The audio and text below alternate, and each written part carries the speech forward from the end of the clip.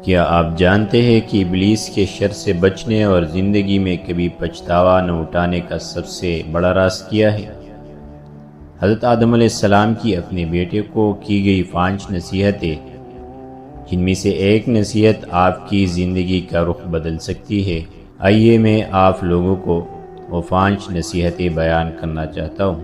حضرت آدم علیہ السلام نے اپنے بیٹے کو 5 باتوں کی نصیحت فرمائی اور انہیں حکم دیا کہ وہ اس کے بعد اپنی اولاد کو بھی اس کی وصیت کرے۔ آپ نے فرمایا، اپنی اولاد کو کہہ دینا کہ دنیا پر مطمئن نہ ہو جائے، اس لیے کہ میں دائمی جنت پر مطمئن ہو گیا تھا تو اللہ تعالیٰ نے مجھے وہاں سے نکال دیا۔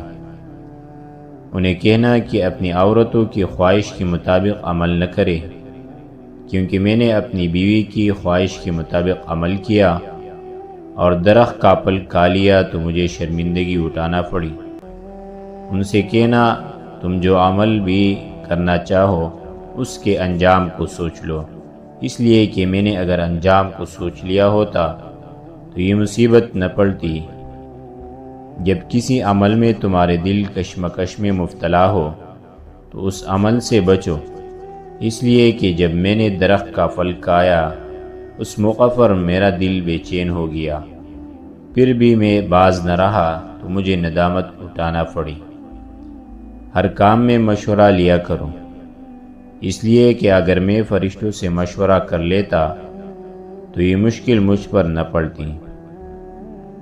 اس واقعے سے ہمیں یہ سبق ملتا ہے کہ دنیا کی کسی چیز، عہدے یا نعمت کو بھی دائم اور ابدی نہیں سمجھنا چاہیے۔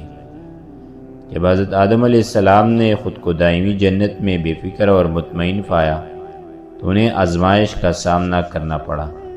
انسان کو چاہیے کہ وہ دنیا میں غفلت کے بجائے ہمیشہ اللہ کی یاد اور اپنی آخرت کی فکر میں رہے۔ کسی کی محبت یا دباؤ میں آ کر غلط قدم اٹھانے سے گریز کرنا چاہیے۔ انسان کو چاہیے کہ وہ اپنے رشتوں کی پاسداری ضرور کریں، لیکن جہاں معاملہ اللہ کی نافرمانی یا اصول سے انحراف کا آئے، وہاں جذبات کے بجائے حق اور شریعت کی پیروی کی جائے۔ اللہ ہمیں صراط مستقیم پہ لگا دے۔